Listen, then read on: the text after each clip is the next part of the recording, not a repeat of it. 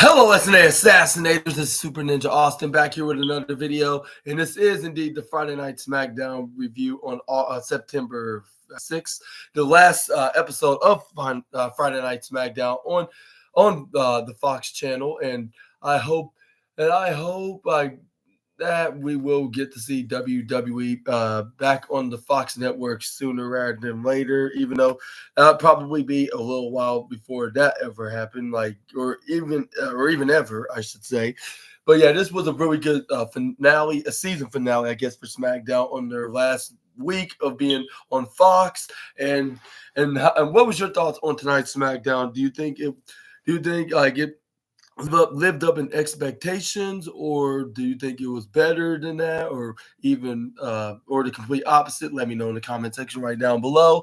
But we're gonna start off with WWE recapping the show with what just went down on the Bash in Berlin pay-per-view or premium live event, like between Cody Rhodes and Kevin Owens, and then Bianca Belair and Jay Cargill versus the Unholy Union, and then Randy Orton versus Gunther for the World Heavyweight Championship. But this is where we got the American Nightmare then came out to the ring, and with his undisputed WWE Championship in his nice, clean $1 million suit. Well, I don't think it was worth $1 million. Maybe just a dozen thousands, I guess you could say. But yeah, this is where he wear a very nice suit, almost matching the show, even though it was more like a navy blue rather than a regular blue, like my mask and cape that I'm wearing right now. But yeah, this is where they will keep hyping up that this is the final what's that SmackDown, especially the commentators. This is the final SmackDown with Cody Rhodes saying, with Michael Cole saying that they've been a weekly televised show on this network since 2019, and they were in the first show was in Los Angeles, California. And I was thinking to myself, like, who was on that first exact particular SmackDown on Fox? Dun dun dun! It was the final boss, The Rock. And if this is not kind of a tease right here, and they're using the SmackDown 5-year anniversary of being on on the Fox network as an excuse. I don't know what to say. And then I was thinking to myself, I wonder who else competed on the show, which they must have switched with the American Nightmare. Well, I'm not sure in that category, but he was an AEW at this time, which they were debuting their Dynamite show 2 days prior to the SmackDown debut on Fox. But yeah, this is where we got Cody Rhodes got on the microphone with fans start chanting for Cody Rhodes. This is where he's like, yeah, this never gets old. This is where he told the fans live in Edmonton, Calgary, or not Calgary, Edmonton, Alberta, Canada, saying what did they want to talk about. Is where fans did start cheering them along, into this Cody Rhodes is like, I want to talk about what happened in Berlin, Germany, at Bash in Berlin. And I was absolutely victorious on my title defense. And it was a level of and it was and then there was one hell of an outing by Canada's very own Kevin Owens. And it's where fans yeah, we love Kevin Owens too. As long as next to you, of course, you two are our favorites. Is where fans start cheering KO, KO, KO, repeatedly before Cody Rhodes can continue on this promo. This where he's I like Kevin too, and this where then Cody Rhodes was but I never got a chance to do this last week, because of the language barrier of the folks. We gotta welcome this guy back, and it's the voice of the WWE himself, the remarkable Cole, back on SmackDown, which he was.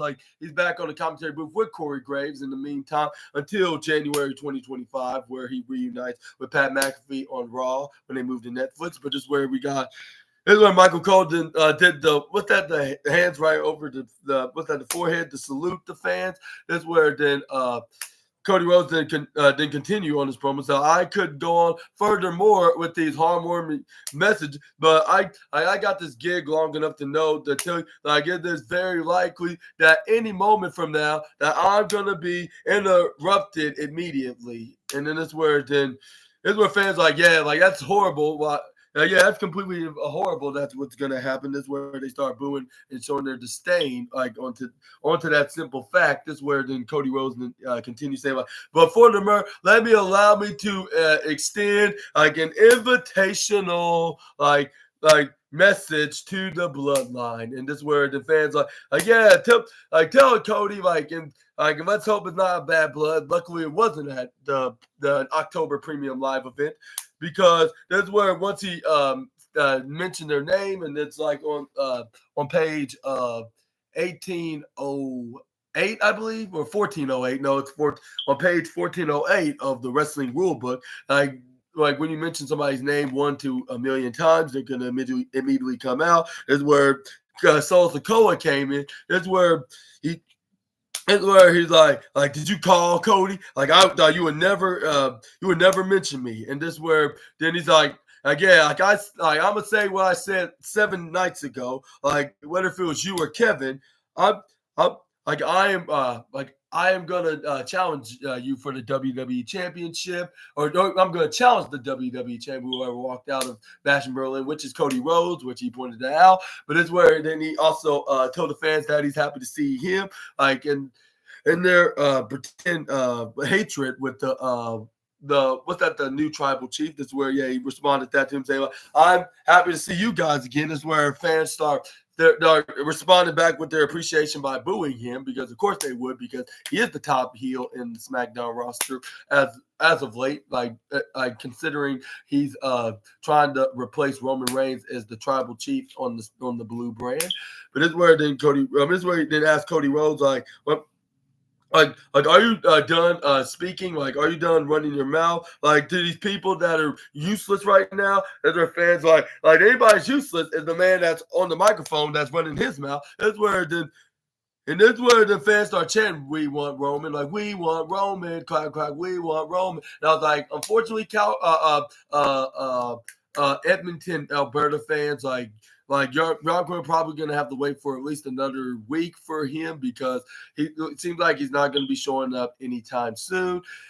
And this is where, this is where we're about to see what's going to happen and what's about to be scheduled in. And it seems like our predictions were true on this situation between the tribal chief and the American Nightmare with Solo Sikoa. Like, I wish they would stop saying that right now, because they're about to make me have a mental meltdown. This is where then he was like, "Are you about?" And this is where he got to continue on the microphone. This is where then he said, "Like, are you?" Like, are you gonna?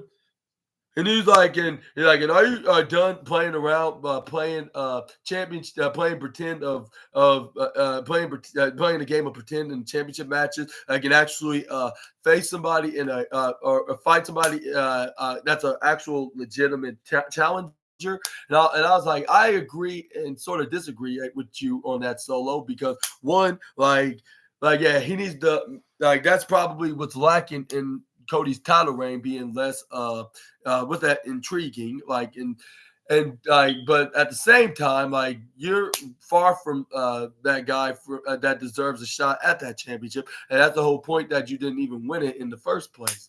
But yeah, this is where then and then Solo Sikoa then said it was him, and I was like, really, you're either must be delusional, or you're just trying to get some heel heat, which I believe is the second thing that he's trying to do, which it was working, because the fans were booing him out of the building all around. But I would say out of the building, because he didn't even give a care, because he's not Dirty Dominic. This is where he's like.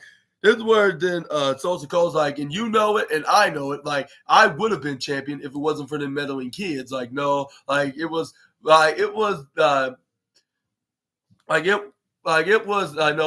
my meddling cousin that's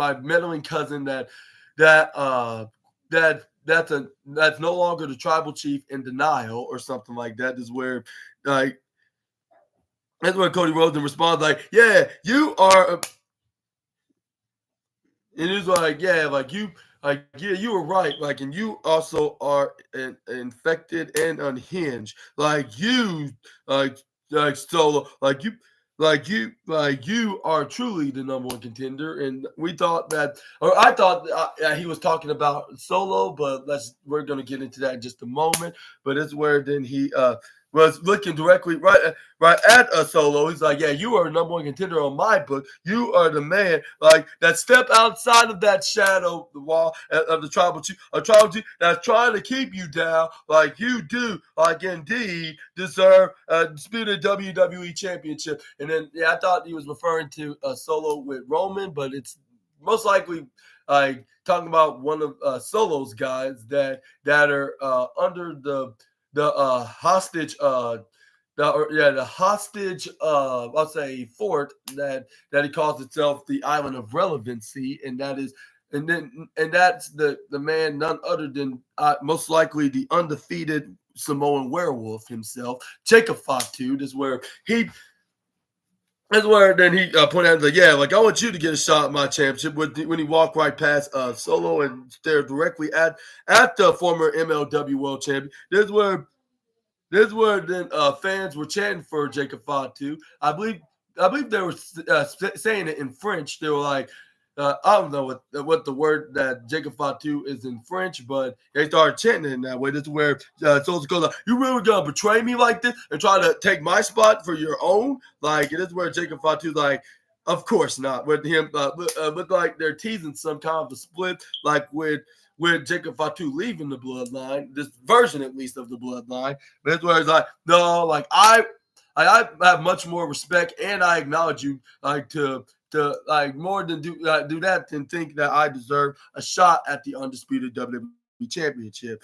Like, even though like he has a point about me, like, but I might as well step down on this one. This is where Souls goes, like, yeah, that's what I thought. And then this is where he looked right back at Cody Rhodes. This is where you like it, you like that's where then what did Cody Rhodes said in response to that, or when Jacob Fatu turned down like the offer. That's where he was like, ha ha ha, like, I guess it was worth a shot. I mean, I'm crazy to want I'm too crazy to wrestle any of one of you for that's for damn sure. But Solo, like, he's like, you believe it, don't you? And this is where like every second, like every minute, like as a matter of fact hour, like you do indeed get better and better at it. Like, and you deserve, and you show that you deserve to wear that Ulafala, and like, and then and whatever that revolves around you. But me, like this right here, the undisputed WWE Championship that's around my left arm. He was like the WWE revolve all around this right here. He's like, you perhaps one day that I'll be looking at those courtesy of that Iron Thumb of yours as the WWE champion in your own right. But I can tell you this, and he was like, but it's sure as hell not going to be next week in our upcoming title match. And this is where Sosa goes like, oh, that's so you're really going to easily give me a shot at that title. It's like, but I'm not that surprised, like, because yeah, it was gonna eventually gonna happen, like, one week or another. But I see what you're trying to do, Cody. Like, you're trying to get my enforcer to turn on me, huh? Like, I see what you're trying to do to Jacob. Like, okay, Cody. Like you just went too far in that. And if you want a shot against me, you're on, Cody. Like, you got me. Like, and that's where Cody was like, well, that was very easy. And this is where Sosa goes like, but we don't have to wait until next week, don't we? And this is where he dropped the microphone. This is where we got the rest of the bloodline came in the ring, trying to outnumber the American Nightmare. But luckily, we got Cody Rhodes, then got some comeback, and I was saying, like, where's DIY and Street Profits at? And then I must have spoken too soon, because here comes Montez Ford, Angelo Dawkins, Johnny Gargano, and Tommaso Ciampa of the two teams. And then the bloodline totally forgot that they had a 8-man tag match, and they issued that challenge about 7 days ago, like right before Solo set his eyes on both Cody and Kevin Owens, like whoever was going to win the WWE title. But yeah, they over even the odds, or odder up the odds, if that makes sense, of course, like with them doing the wrestling math correctly. But they they overdone it at the same time, like on some equations. But this is where Nick Aldis was like yo, calm, like y'all don't want to tear each other apart before y'all's big match. And also, if you do, like I'm gonna make sure all of y'all suspended and you have to pay a huge hefty fine. And then there won't be no WWE title match next week on Friday if you disobey. But however, like I'm like yeah, you he's like, but however, you four can like in an 8-man tag match against the Street Profits and DIY in the main event of Friday night of SmackDown, the finale of Fox, the finale show on Fox. Let me rephrase that. This where the Nick Aldis like, but not a moment sooner. Like that. Like, and speaking of main events, like. Yeah, next week it's gonna be Solo Sikoa and Cody Rhodes for that undisputed WWE championship. But Cody, like you and I are on the same page when I say that this whole bloodline thing, numbers game thing, like this whole this bloodline numbers advantage thing right here, like it's getting way too old and bad for business and fair and totally unfair. Like for and your side of the on your side of the team, like but yeah, like. And I figured this is gonna be best for business. What I'm gonna announce, like, because like next week, Solo Sikoa versus Cody Rhodes in a steel cage match. And that's where then Cody Rhodes like, I like the sound of that. Like, and even if any of your bloodline members like interfere, like any of your members of the bloodline do interfere, like I'll be ready for them as well. Like, and they probably won't expect what kind of surprise they'll have in store for them in the next 7 days. And the thing that got me thinking, like what that we could possibly see the OTC back on SmackDown next week is that Nick Aldis did not mention that there won't be any there's no interference, like with Jacob Fatu, Tama Tonga, and Tangaloa are barred from ringside. Like he just said that it's gonna be a steel cage match to make sure that they won't even get in the cage or in the ring in the first place. To help out Solo to win the WWE Championship. But yeah. But yeah, I don't know like what could happen, but some just tells me this could be like a repeat of SummerSlam, but this time it'll be in a steel cage match, like with with Roman Reigns taking out Jacob Fatu and the Tongans, like and distracting Solo like of winning the WWE title and helping Cody Rhodes yet again to retain his championship, and then they'll move on to their different paths, like with Cody against his next challenger. Let's hope that it's a guy that we all been waiting for, and then we can see Roman versus Solo Sikoa in some kind of a stipulated match at Bad Blood, which I'm not sure what it could be, but we can speculate that for many weeks to come on the road to that premium live event. But yeah, let's say the 8-man tag match tonight was definitely the first place spot, like match of the night for sure.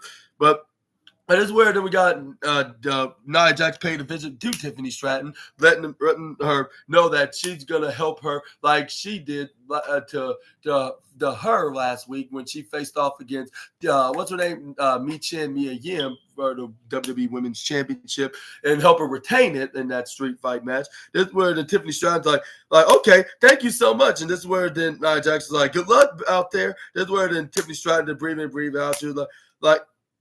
That's where then she would look like that she did something guilty, like the way she responded with her breathing in and breathing out, and with her agreeing, like yeah, like if she has something to hide, like if she's planning on cashing in the briefcase. But let's hope that won't be anytime soon. Let's hope that will probably be like in the next 7 months, like before that ever happens. But yes. But speaking of the women's match, this is where we got Bayley heading out to the ring because she do have her match against Tiffany Stratton. And I will give this the second place spot. I was about to get the third place, like in case if Kevin Owens' match against the A-Town Down Under in that triple threat match wouldn't succeed, like in the second place spot. Well, it did succeed as an entertaining match, like one of the matches, like in particular, but not enough to be second place spot. Like in this women's match, you definitely stole the show for sure, but let's talk about it right here with we're starting off with the Barbie the Barbie bodybuilder and the role model grappling until Tiffany Stratton slams Bailey right in the back of her head, hit her back first. This is where we got Tiffany Stratton and Irish whip Bailey right in the upper left side. Is where we got George's girlfriend hit a boot right into the face of Ludwig's girl. This is where then she goes for a middle rope arm drag. This is where she snap marriage her up. She went to the bottom corner ropes. Bailey then hits running forearm right into the head of Tiffany. This is where we're trying to go for a pin, but this is where Tiffany kicks out. This is where we got the. That's where then. It's where then Bailey then was like, okay, like no matter. This is where she tried Irish whip right to the bottom right side, but this is where she gets countered. This is where we got Tiffany Stratton try to spear the role model, but this is where we got her moving out of the way, went to the middle rope. This is where she tried to spear her right out of the ring, but this is where she grabbed onto her hand. She hits a hot shot jawbreaker. This is where then she tried to go up right up in the top rope in that same corner in the upper left side, actually. This is where we got Tiffany Stratton grab on the Bailey. This is where she tried to go for an Alabama slam, but this is where Bailey hit the sunset flip, but this is where she gets knee strike right to the face by the center of the universe. This is where she hits a double drop kick right into the face of the former WWE Women's Champion. This is where we got This is where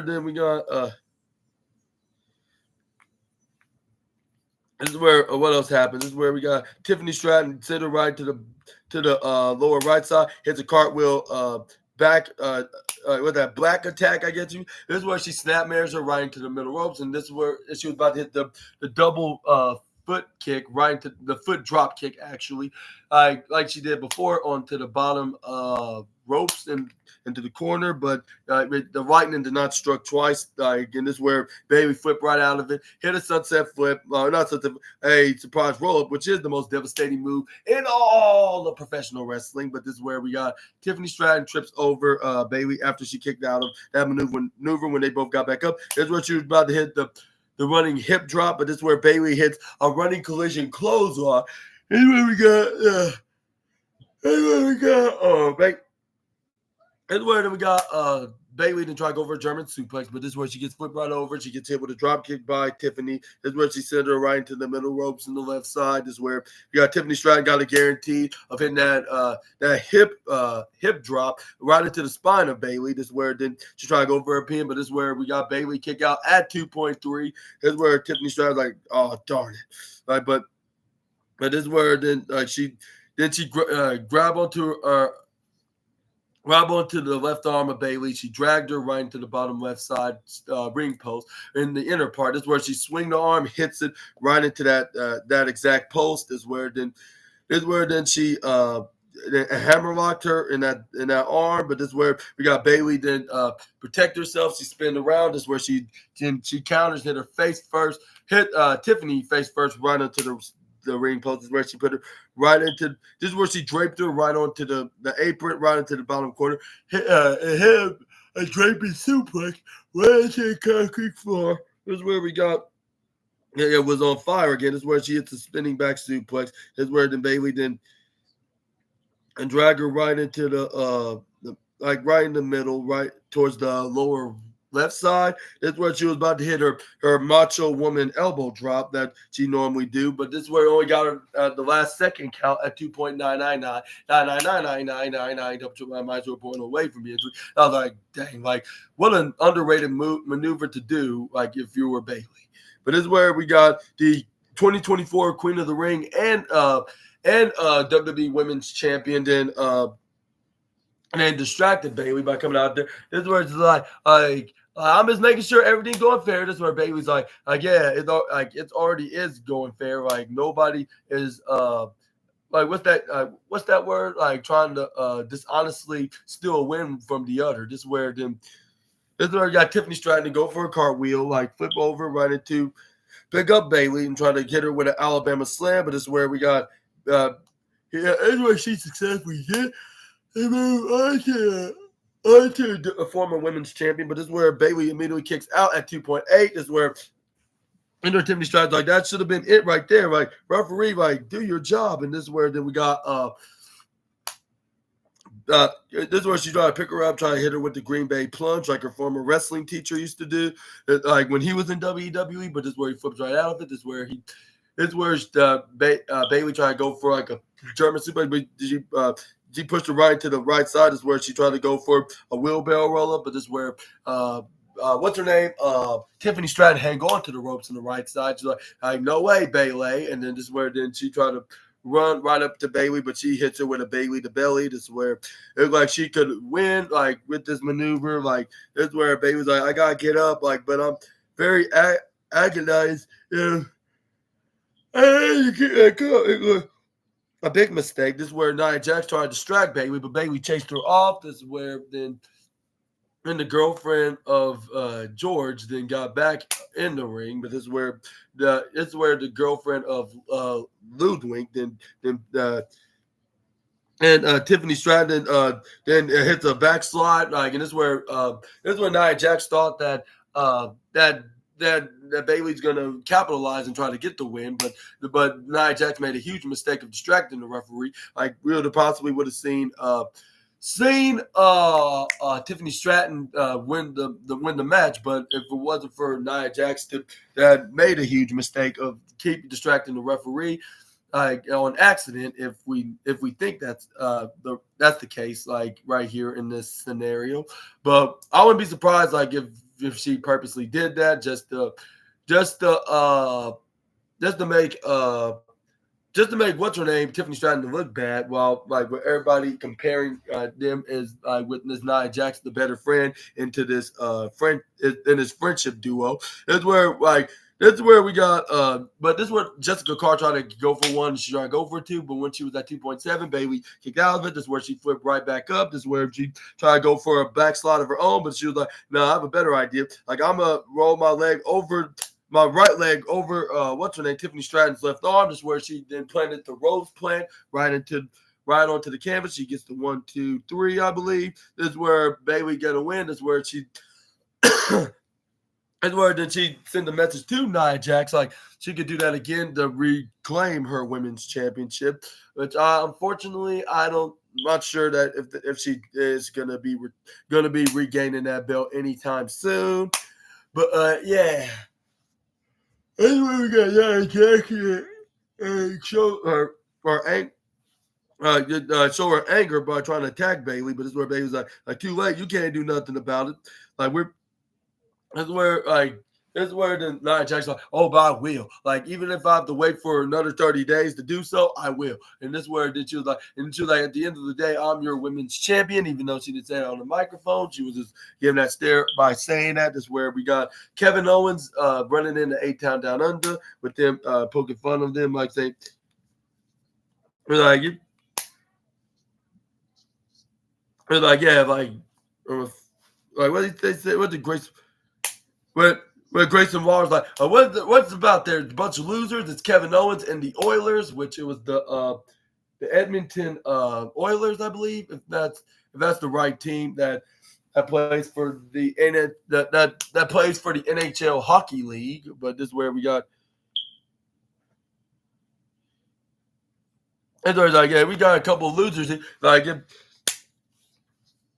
and this is like, I don't think they'll ever win the Stanley Cup championship, like, because like WWE, like they're not going to be winning the Stanley Cup championship anytime soon. And the only way they can get a championship if they go to WWEshop.com for a custom-made Oilers build. And this is where then Austin there's like, that's true. Like, but you, Kevin, like, you were a match against Cody, like, you didn't even deserve that match. Like, well, I guess you proved yourself right on that. Like, but and it was like. It is where it's like, but like it turns out like none of them are friends anymore. Like, did you just see what like with the bloodline happened? Like, I didn't like. Do you see Kevin Owens like coming out there for the aid of Cody against the bloodline? Like, no, like absolutely not, because like he was too scared of getting too scared to get spiked again by them. Like, and Cody Rhodes had to find some new friends in the form of two different tag teams that happened to have a match with them this Friday, this Friday night in the main event or something like that. This is where Kevin Owens then was like, all right, guys. First of all, like you two are idiots, like genuinely, like, and and he's like, and second of all, like you two are morons as well. Like, and third of all, don't worry about what me and Cody are doing. We're perfectly fine. Like it's like you guys are fine, right? Like you're better than fine. Like in fact, like you guys are great friends, great partners, and great team. And maybe even a better team than the Oilers will ever be. Like if I'm being completely honest, like he's like, like it's a good idea. Like. And he's like, if I could get in the ring with someone like my friend Cody Rhodes, like maybe y'all wouldn't have a problem going in the ring with one another. And this is where then Kevin Owens like I have a better idea. Like, how about like y'all do face each other, but me also being added to that match, making it a triple threat match, and he's like, and how about it's settled. Like, and how about like I'm gonna speak to not Adam Pierce. What's his name? Nicholas Aldis. Like to make this official. This is where it was official, which I'm gonna get into that right now. And yeah, this is where Kevin Owens to snatch the Oilers custom-made championship from Grayson Waller. He's like, this championship is too good for you, so I'm going to be taking this from you. And I was dying with laughter with him continuously acting like Bugs Bunny into this rivalry with A-Town Down Under. I was like, man, like, yeah, this guy never gets old with being the comedic one into this feud. Like with him outsmarting and sounding like if he agrees with them, but rather he's being sarcastic, but in a funny way. But also we saw like we also saw tease of a split like with Austin Theory and Grayson Waller trying to beat Kevin Owens on their own method, but this is where they stopped each other about a couple of times, like teasing, like with them going into disagreements on who could win this match against Kevin Owens in this triple threat match, even though it's every man for himself. And they kind of teased us right here. And did they split? Like y'all probably may ask. Unfortunately, not just yet.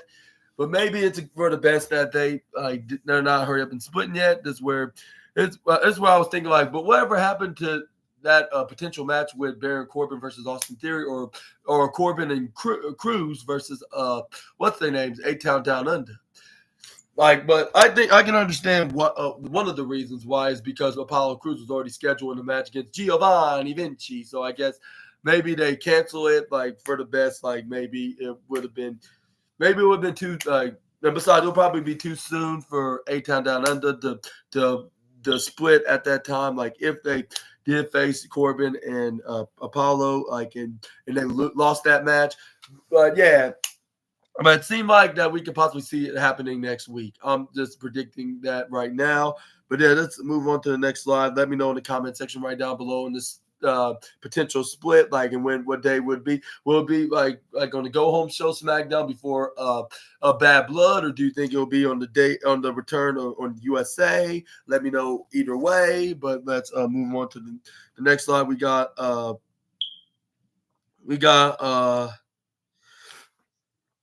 That's why we got Legado del Fantasma had a little discussion with Humberto Carrillo and Angel Garza being a little excited. This is where being a little excited about something, but this is where Santos Escobar was not so pleased about it. This is where he questions them today, like, what's the excitement to you guys? This is where Berto and Carrillo was like, well, we just won last week. Like, isn't that rewarding right there itself? This is where Santos Escobar was like, but he's like, but my thing is, was it a championship match? Like, for y'all having a reason to be excited? This is where it's like, well, unfortunately, no. Like, this is where Santos Escobar was like, but like, who was the guys you beat though? Like, in order for you to be excited though, this is where then Humberto Carrillo and Angel Garza like Corbin and Cruz, the guys that won't leave us alone. But we took care of that problem. Like, it is where then it is where Angel Garza's like, didn't you seen it for yourself? It's all over social media unless you don't use your phone or any other electronic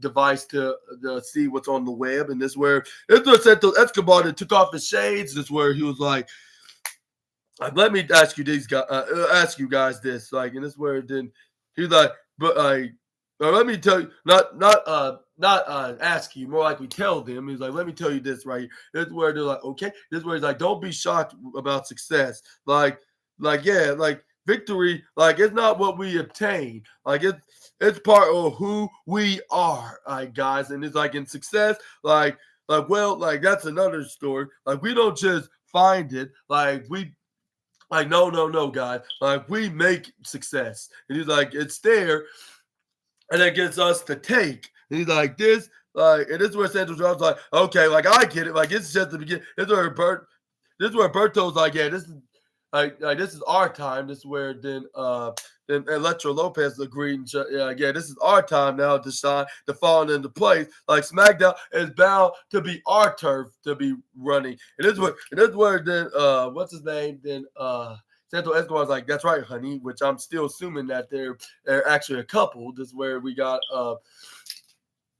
that's where we got Santo Escobar that was like yeah, like it will belong to Legado del Fantasma, or like or the Emperor Santo Escobar and my familia of the Legado del Fantasma. And again, this is where he raised up their cup of their glass, saying like, yeah, this is just the beginning of the Fantasma. It's where they act like a family, like with Santo Escobar is the father and husband, while Electra's the mother and wife, while Santo Escobar and Humberto Carrillo's the brothers and sons of the family, I guess you can say.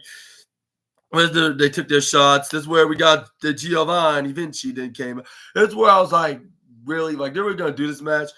I would have expected him to be the baby face because there's a lack of top baby faces on SmackDown. Only just a few, like Cody Rhodes, Kevin Owens, and Andrade, like naming a few, and then with Randy Orton on the Raw. But I think he could make a return like in the next couple of weeks on SmackDown, though, for a particular reason, which I'm probably not going to get into until next week or maybe even 2 weeks.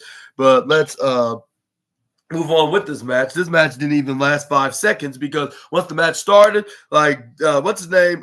Apollo Crews just quickly hit the most devastating move in all of professional wrestling and got the 1, 2, 3 in 3 seconds. And I was like, wow, like I'm not sure if WWE wants to mention this. Like, is the Guinness World Record book? Like, he tied with Aaliyah as the shortest match in history of achieving the victory on. This is where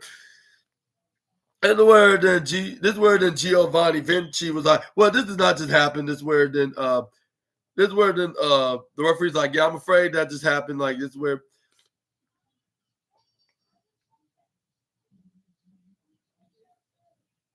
And that's where then we got. Let's see what happened next. With Giovanni Vinci was absolutely upset of losing his return match on WWE television, but this time on SmackDown. Well, I'll say his return match on SmackDown. This is where, but it's where then we got what's her name? Chelsea Green then was backstage with Nick Aldis. This is where she started showing her anger, like with the SmackDown GM, saying like that was unacceptable, which has happened this past Tuesday, Nicholas. Did you see what Julia just did to me on NXT? Like, yeah, like or you were too busy shopping at uglypocketsworth.com or something like that. And this where it's like, huh? What are you talking about? And this where the Chelsea Green was like, do you understand what you're saying to me? And then this where then we got a knock on the door. This is where Chelsea Green's like, go away, we're busy. And this where then this person that was knocking at the door ignored her completely, like everybody else would do. And it was none other than me, again. This is where then she was like, thank you, Nicholas, or thank you, Mr. Aldis, because she's not like Chelsea Green, like on her full proper name. This is where she was like. This is where then we got Chelsea Green then comments about Michan's outfit looking like himself, looking like it came from a garbage can. This is where she was like yeah you like yeah you like yeah you like you should be thinking about what happened last week. What he said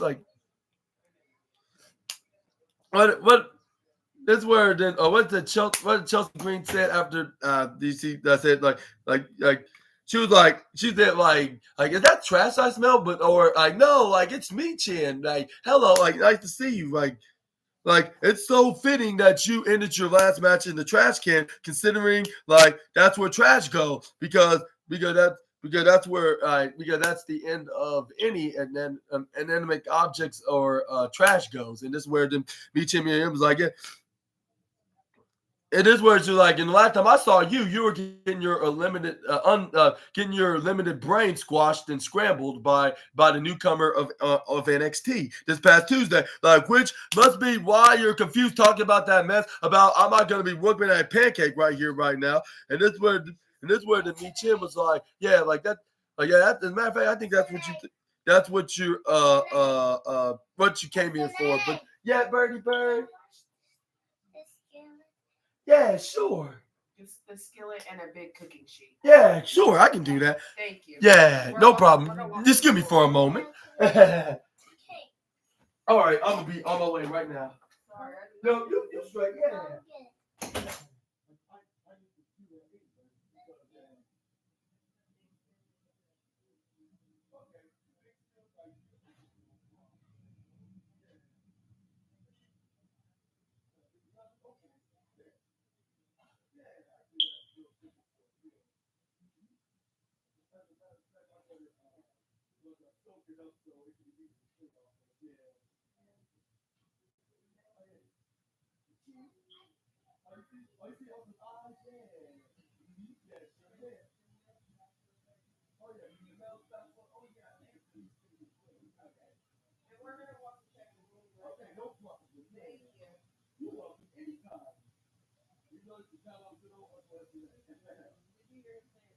Yeah, I heard him. Yeah, that's the one thing I know. I was like, wow, that's the first time I heard him say Congress. Yeah, sure. Yeah.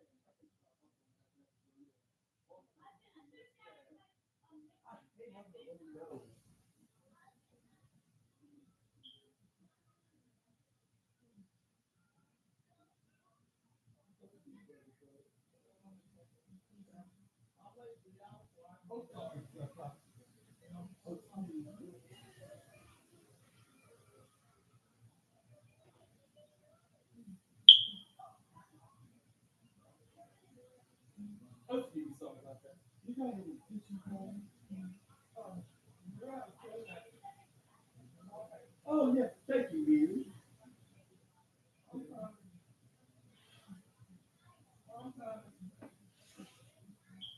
Bye bye, Bernie. Yeah, you're welcome as well. Yeah. I better hurry you up.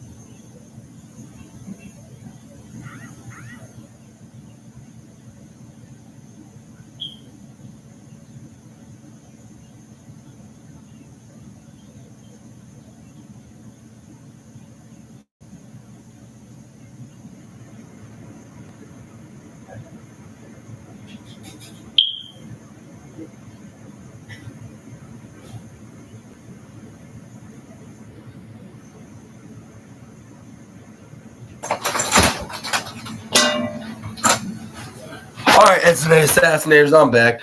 But yeah, as what I was saying on tonight's podcast, back into that backstage segment with me, Chin, and Chelsea Green is where then she declined Me Chin's match that she offered. Offered that Me Chin offered. This is where she was like, "I am mentally stressed right now." Is an excuse.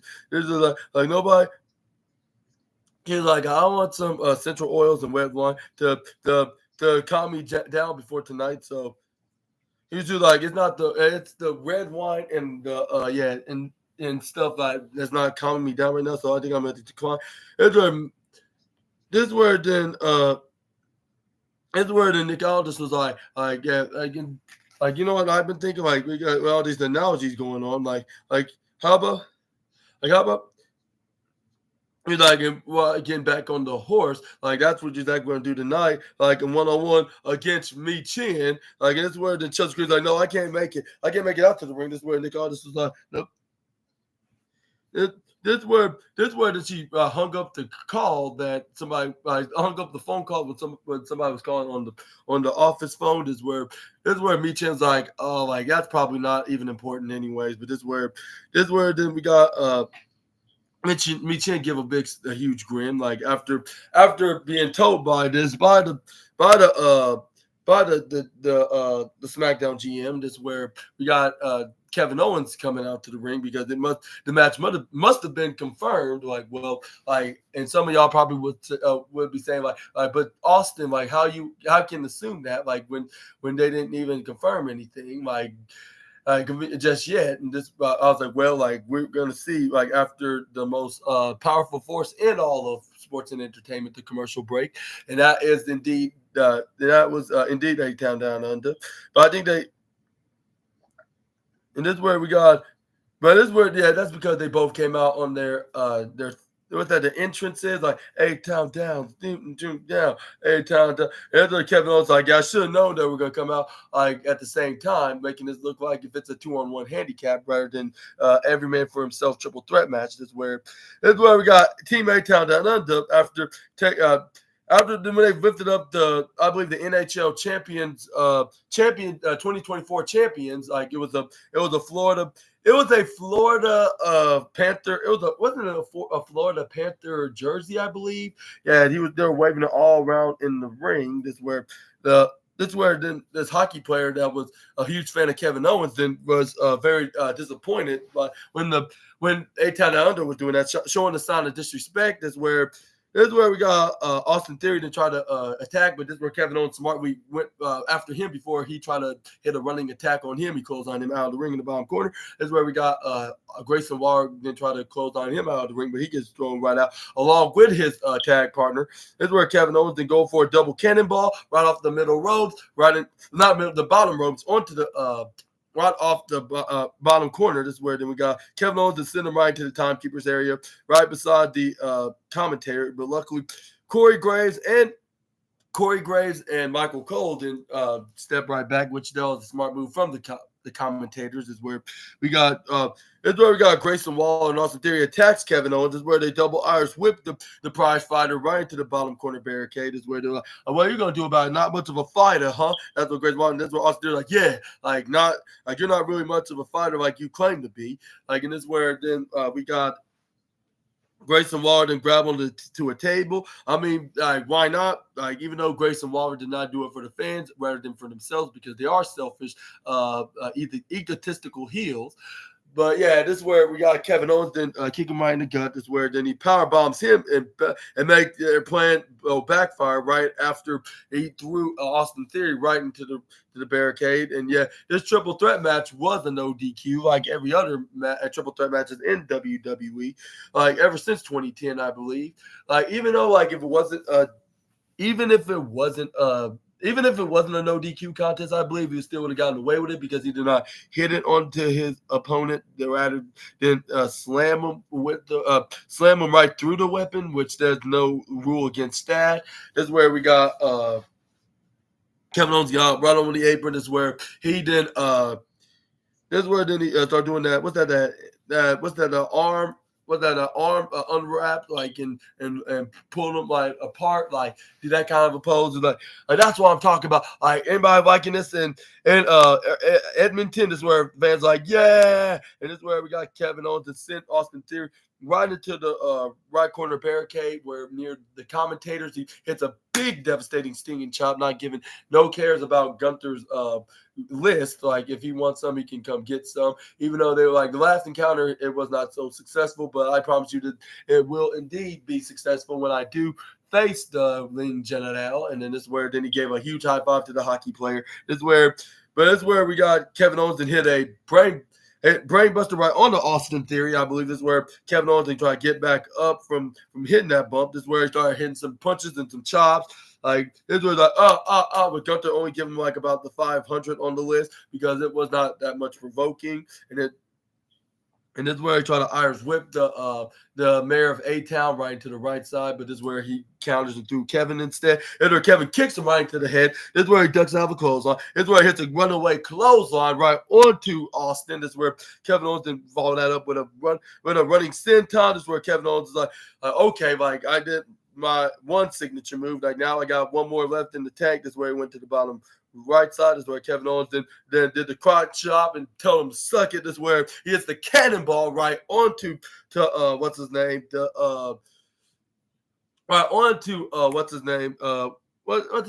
Austin Theory. This is where he tried to go for his third signature move, which was the Swanton Bomb. This is where he slammed him with that maneuver. Like if I was watching Sunday Night Stunner again, I was like, man, like some of y'all probably will think it's tiring to watch Owens versus Theory. Like, well, me, I don't think so.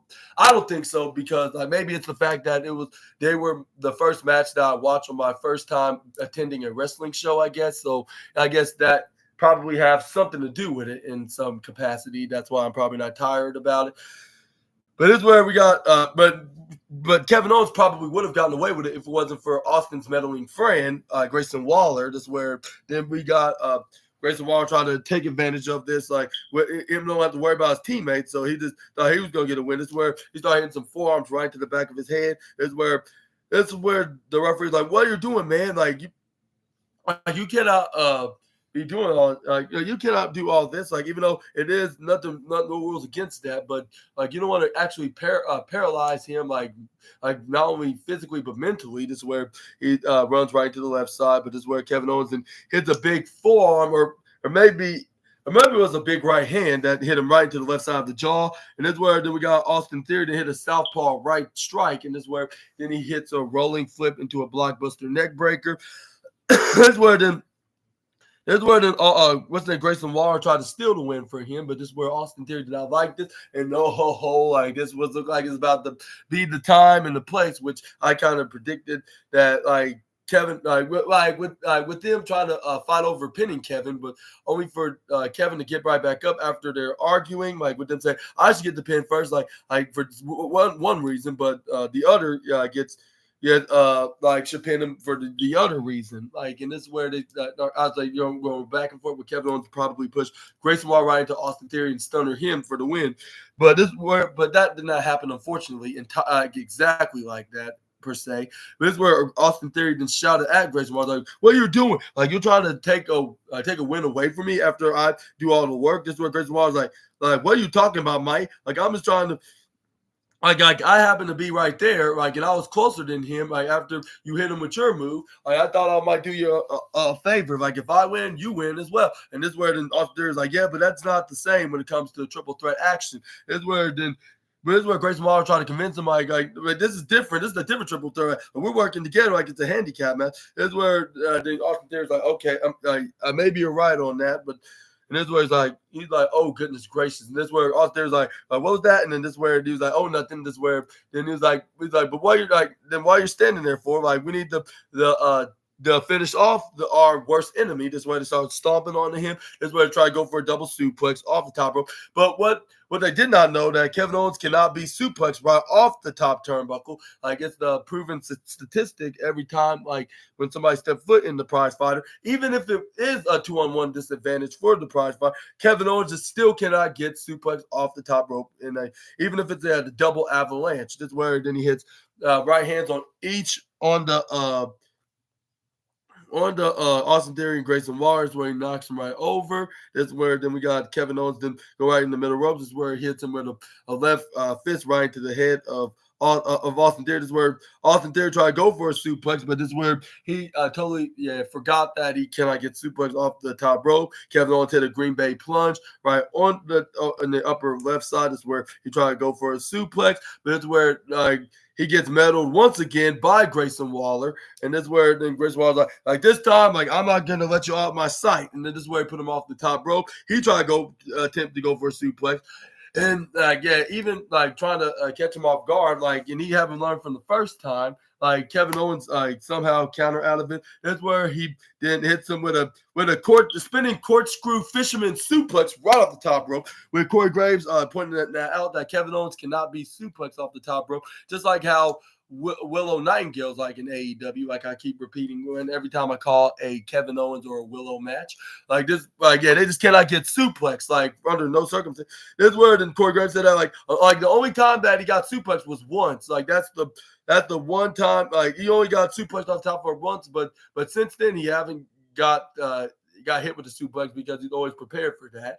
And I was like, that's true. And I was thinking to myself, like, maybe the streak should continue until somebody that's a master or some kind of a specialist with suplexes finally do it to him. But it should be at like a big event, like stage show, like whether if it's at a SummerSlam or maybe WrestleMania, perhaps. I think it should be like one of those two pay-per-views when they do so. But this is where Austin Theory tried to go for A-Town down maneuver onto Kevin Owens, but Grayson Waller happened to be right into the right side. I'm not sure what reason why it was, but this is where Kevin Owens pushed him right to that side. Is where then this is where Kevin Owens to try to go for a stunner, but this is where he pushed him right to the right side, knocking over Grayson Waller, like whether if it was on purpose or accident. This is where he tried to grab a handful of tights with the surprise roll-up, but he couldn't get the 3 count because Kevin Owens kicked out of it at 2.7. They both got back up, hit the guaranteed stunner. Like the first attempt was unsuccessful, but it was a guaranteed. The second time he got the 1, 2, 3. Winner of this match, Kevin Owens. And this is where we got Grayson Waller, and this is where Grayson Waller then came back in there and attacked Kevin Owens. This is where they double teamed him, and then they got the upper hand. This is where they got the upper hand, even though they did lose. But something tells me in the horizon we could potentially see them splitting up with one another and start their feud at Bad Blood. But let me know in the comments when that day. I just think that it could be as soon as next, because they did announce that Kevin Owens will be in tag team action against A-Town Down Under, like with a mystery partner. And I was wondering like who may be this guy that could be Kevin Owens' partner, because the prize fighter don't have that much friends on the roster, like other than Cody and Randy. Maybe it could be Randy Orton, but didn't they already team up against A-Town Down Under? Maybe this could be different with them beating them. But not only that, we could see the split happening in post-match. But like I said, we're just going to have to wait and see when that will be. But let's move on. This is where they showed when Andrade and Carmelo Hayes fought each other like 4 times, like from the past month, like with Andrade, or like from the past month or two, maybe, like when Andrade getting the first 2 wins, with Carmelo Hayes bouncing back and getting 2 wins like onto the master of El Idolo. This is where we got but this is where they advertised that we will be seeing a part 5 next week on SmackDown, which that's another match to look forward to, like along with the Kevin Owens versus A-Town Down Under match and the WWE Steel Cage, the WWE Championship Steel Cage match. Let me rephrase that. Excuse me, but yeah, let me know down in the comments below if you're hyped for next week's SmackDown and the return onto the USA Network. But let's move on to the next slide. This is where we got next up was This is where we got Michael Cole. Then start talking about the very first debut show on Fox, SmackDown on Fox. Like it was a star-studded event, which both him and Corey Graves happened to call the action, like they're doing tonight on the finale show of SmackDown on Fox, like on their season premiere show on Fox, like back in 2019, which they were live in Los Angeles, California. That's where, yeah. And they said there were so many memories to talk about, and I was like, yeah, I can think of two things that happened. I can talk about who was the two that was on that card on that card on that night on the show. Like one, like in the opening segment, while the other was in the opening match, I believe, or some or even in the middle, like in the middle card of the card, like in a particular tag team match, which I'm not going to get into. That's a different video for a different day. But yeah, this is where they showed like the highlights, like from like with first it would start off with Bayley turning heel, and then Pat McAfee becoming commentator, and then the Uso split from the Bloodline, and then the time where the original Bloodline was a thing with Sami Zayn being part of it, and then with Sami Zayn and Kevin Owens reunited that, and then with Rock coming back as the final boss, and then LA Knight, and then Paul Heyman and John Cena, like from last year with him mocking him like do do do do when he was in a feud with Solo Sikoa. But yeah, speaking of the megastar that's currently holding the U.S. Championship, that's where we got the megastar that came out to the ring. This is where he got the United States Championship in his left hand. This is where he's like, let me talk to you, Edmonton fans. This is where then fans are like, L.A. not yeah. And this is where they start cheering along. It's like, yeah. And that's where then Kevin and then LA Knight then yeah, right back at him in response. That's where then LA Knight's like, yeah, like I'm crossing borders with this thing right now. Like, as a matter of fact, like I went from DC, I went to Berlin, I went to right here in the Big E. And then this is where then fans start saying, yeah. And this is where LA Knight's like, but no, no, I'm not talking to you, Mr. Big E. Mr. Big E, like if you're watching this at home, like I'm talking about Edmonton, yeah, and that's where fans are like, yeah, and that's where then before he can even continue his promo, he gets immediately interrupted by the former NXT champion, that's HIM himself, Carmelo Hayes, with. And I was like, why is he coming out here? Like, it's not like he's in no kind of program with the megastar, at least not yet. Like, I thought he was with Andrade, though. And I was like, and let alone him like mentioning his name. Like, so what was his point of coming out there other than setting his eyes on the United States Championship, which Carmelo Hayes then got on the microphone. He was like, and he's like, you talking about like you've been the what's that, the true heart and soul of SmackDown? Like, no, like nah, like in the mockery, man. He's like, I've been putting SmackDown on my back for the last couple of weeks, like a match of the night, still in the show and effortless. Like, and you, Los Angeles, what you been doing? Like, seriously, like you've been doing what you always been doing, and that is running your mouth nonstop and without no. Like running your mouth uncontrollably. Like, and now, like instead of running your mouth, LA, you should have been checking the scoreboard because you realize that I'm up 2 straight on Andrade. Like, and by default, I am next in line for the WWE United States Championship, and that's where then. And that's where LA Knight then responded right back after clueless at Carmelo Hayes. He was like, okay, by the way, like and it was like the reason why I pointed out my 2 title defenses I recently had, like it's very important, is because there's already plenty in 1 month, like in 10 months of my predecessor, like yeah, like am I correct, fans? Like yeah, and this is where the LA Knight's like.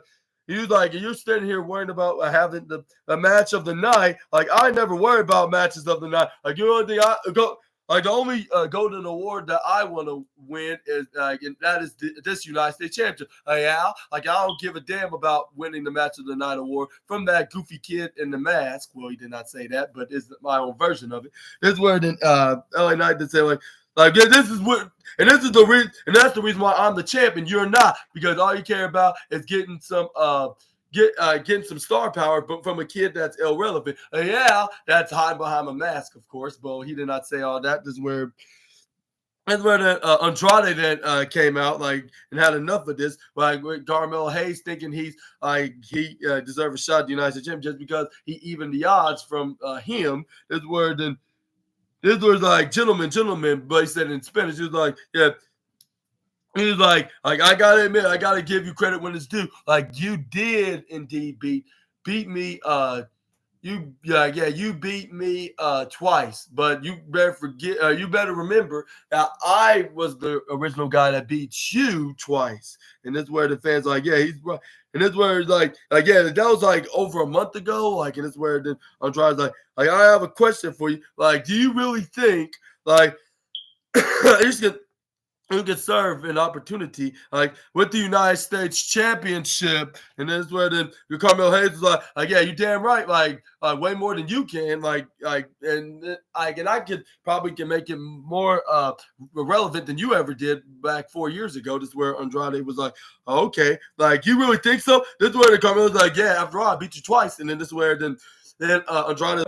Like whatever the case may be, like you guys want to fight like over who's gonna be dropped in the head by the next by me, like go ahead, be my guest. Like kid, I it won't make that much of a difference to me. And that's where Andrade's like, but wait, LA Knight, with all due respect, like that championship, like that, like at one stint, like that was mine, and that was like almost half a decade ago. And then that's where and that's what LA Knight's like saying, like yeah, like was is the key word. Like you can say it was or wasn't all you want, but that was then. But what like now it's mine, and this is where then Andrade's like, okay, like I gotta understand that, like I honor that, like, and I truly do. And he's like but okay, but it is what it's like, but you gotta. He was like, but you've been running your mouth about how great you were United States Championship, and I believe nobody does not want to hear that anymore. They want a champion that actually that's a fighting one, like I am on WWE Speed. Even though not much fans watches that. Well, he didn't say all that, but he did said something like that in translation in Spanish, is where he was like, hey.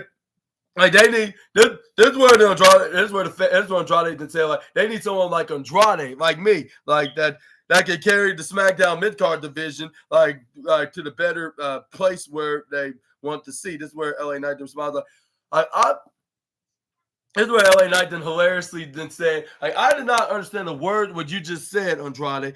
Like, but you better watch your tone, like whatever you just said. You better put your inside voice in there, or I'll put your keister right outside the house. And this is where fans are, yeah. And this is where then Andrade's like listen, like, did you understand what the flub boy just said? And this is where we got LA Knight, and then knocked the microphone off his hands, and tensions were getting very high with these two. Like they teased that we could possibly see them potentially fighting for that United States Championship. But let me know in the comment section right down below about this. But they were hyping up, and it seemed like whoever wins this could guarantee get a shot at LA Knight's United States Championship, which I'm already calling it is maybe the Bad Blood, which is going to be possibly LA Knight's next championship defense. But this is where we got Carmelo Hayes like, that's what you get for trying to put your nose where it don't belong. Like, you should have stayed in your lane. Like, that's what you get. Like, he's like here's why you should never mess with HIM. Like, and this is where then he's like, here's where it's like, you are so stupid. Like, no wonder Drew McIntyre called you an L idiot. And this is where then LA Knight had enough of hearing him. This is where he's like and this is where LA Knight came back in the ring. This is where he turned him around, hit him with a BFT. He was like, the reason why I did that to Andrade is not because I'm just trying to send you guys a message. You better not try to cross in my path, trying to take this United States Championship from me. And this was like, so you better stay in y'all's own lane. Like, yeah. And this is where fans start chanting LA Knight, yeah, like about 10,110 times. But yeah, let me know in the comment section right down below who could be the next challenger. I wouldn't doubt if it even be if it's like a draw, like with them being double counted out or pinning each other into a tie, they earn them to both earn themselves a shot at the United States Championship, making it a triple threat match at Bad Blood, like to add LA Knight into the feud to give him something to do. Maybe it is for the best. Like after finishing his feud with Santos Escobar, and since they probably do not know who exactly is going to be his next challenger for his U.S. title, it's probably best to put him in a feud with both Carmelo Hayes and Andrade. But yeah, do you think this was the best idea at the moment, or do you think this was uncalled for? Maybe they were better off with LA Knight doing another open challenge like he did in Berlin, Germany on last week's SmackDown. But let me know in the comment section right down below about that. But let's move on to the next slide. We got Michin, Mia Yim, and with Michin, Mia Yim, and Chelsea Green, like going on yet with Michael Cole announcing that they're both former TNA Knockouts champions, because on the fact that WWE is doing a crossover with TNA, and they used to wrestle for TNA, but they're now in WWE. They made the return to the Stanford-based company. But yeah. And that was a pretty cool name drop from Michael Cole, like of the Nashville-based company. Like with them, like having that one thing in common is winning that championship. And I was like, let's hope that we see some TNA guys such as Jordan Grace and Joe Hendry come to the main roster, which some tells me that will happen in 2025. Like how Jordan Grace made her WWE debut at the Women's 2024 Royal Rumble at the beginning of this year. But yeah, but let's continue with Chelsea Green and punches Michin right into the stomach. That's where then he stomped on the back of the crazy I'll say the crazy wrestler, I guess you could call it, which that's how you say crazy in Korean Michin. This is where she started surfing all over Michin Mia Yim. This is where. And like she did by trying to mess up her spine and her other parts of her back, like her disc and the top. This is where then she snap measure right to the left side. This is where she runs right to the left ropes, hit a double drop kick. This is where she wrapped around her legs, around the waist of Michin, trying to mess up those injured rib from last week that she sustained against the Irresistible Force and the 2024 Queen of the Ring winner and current WWE Women's Champion. But this is where Michin somehow elbows out of it. Like this is where then she went right on top of what's her name? What's her name? Chelsea Green. Started laying some couple of fists right in her left and right side until she gets kicked right to the ribs, thrown into the left side. She tried to go for a clothesline, but this is where Michin goes for a schoolgirl roll up, which is the most devastating move in all the professional wrestling. This is where then we got Michin to try to attack Michin, but this is where she goes for a sliding Hurricane Rana, like if she's her version of Mickie James. This is where then we got Michin and grabbing onto her ribs. This is where she goes for a clothesline, and not so long after she goes for a super kick right to the right side of her leg. I mean, or not her leg, or her shoulder. She goes for a middle missile drop kick. Michin then kips right back up, shouting, "Let's go!" And this is where then we got Michin to go for a running clothesline, but this is where then.